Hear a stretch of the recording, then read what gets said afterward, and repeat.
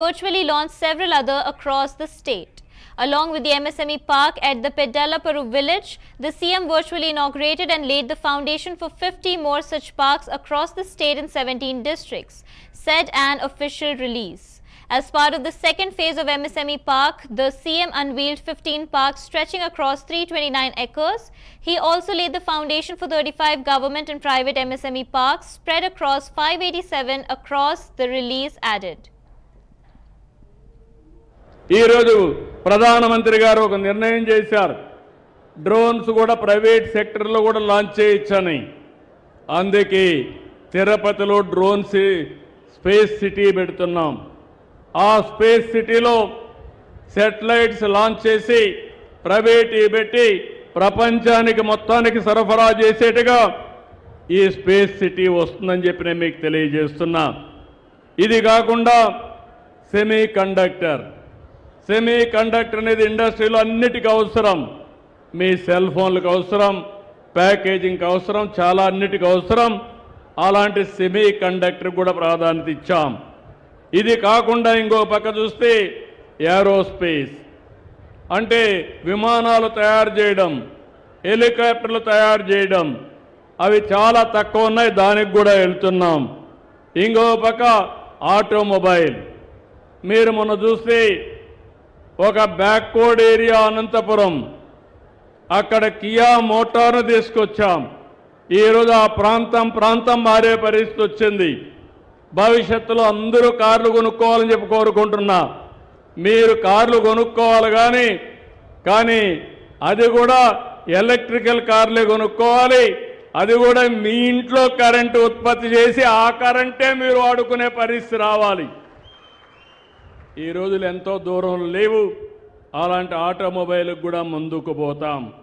ఇంకో పక్క ఎలక్ట్రానిక్స్. ఈరోజు సెల్ ఫోన్లు వచ్చాయి. ఒకప్పుడు నన్ను ఎగతాళి చేశారు సెల్ ఫోన్ అంటే. ఈరోజు నేను అడుగుతున్నా, అందరికీ సెల్ ఫోన్లు ఉన్నాయా లేదా తమ్ముళ్ళు అని అడుగుతున్నా. ఈరోజు అందరికీ సెల్ ఫోన్లు వచ్చాయి. భార్య భర్తకు సెల్ ఫోన్లు ఉన్నాయి.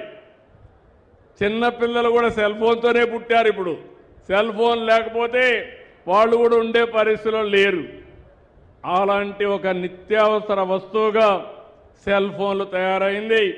సెల్ ఫోన్లు కానీ కరెక్ట్గా పెట్టుకోగలిగితే ఏ పనైనా చేసుకునే అవకాశాలు వస్తాయని చెప్పి కూడా నేను మీకు తెలియజేస్తున్నా. ఇలాంటి లేటెస్ట్ టెక్నాలజీస్ ఏ ఉన్నాయో అన్నీ తీసుకొస్తాం. ఆంధ్రప్రదేశ్ని హైటెక్ ఇండస్ట్రీకి ఒక హబ్గా తయారు చేస్తాం. కడాన రోబోటిక్స్ కూడా వెళ్తాం. కొన్ని దేశాల్లో మనుషులు లేరు. మందు కావాలంటే ఎవరు ఇవ్వాలంటే రోబోటిక్ చెప్తే మెషిన్ తీసుకొచ్చి ఇస్తుంది. అది కూడా మనిషి మారిగానే ఉంటుంది. ఇప్పుడు అలాంటి కొత్త ఇండస్ట్రీస్ అన్నీ కూడా వచ్చే అవకాశం ఉంటుంది. దానికి కూడా ముందుకు పోతామని చెప్పి కూడా నేను మీకు తెలియజేస్తున్నాను. ఇంకో పక్క మన రాష్ట్రంలో పెద్ద కంపెనీలు వచ్చాయి. బీపీసీఎల్ వచ్చింది, రిలయన్స్ వచ్చింది, గూగుల్, టీసీఎస్, ఆర్సీఆర్ మిత్తల్ లాంటి కంపెనీలు వచ్చాయి. లూలు ఫుడ్ ప్రాసెసింగ్లో వాళ్ళు కూడా వచ్చే పరిస్థితికి వచ్చారు. నేషనల్ లెవెల్లో ఇంపార్టెంట్ కంపెనీలన్నీ, ప్రపంచ స్థాయిలో ఉండే ఇంపార్టెంట్ కంపెనీస్ అన్నీ మన రాష్ట్రానికి వచ్చే పరిస్థితికి వస్తూ ఉంది. 17 నెలలు 12 సార్లు ఎస్ఐపిబి పెట్టాం.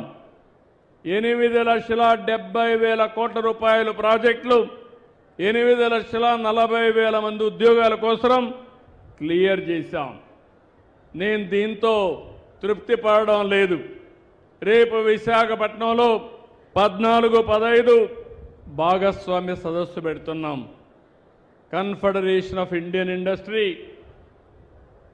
గవర్నమెంట్ ఆఫ్ ఇండియాలో కామర్స్ డిపార్ట్మెంటు మనం కలిసి సమావేశాన్ని ఏర్పాటు చేస్తున్నాం. 50 దేశాల నుంచి ప్రతినిధులు వస్తున్నారు.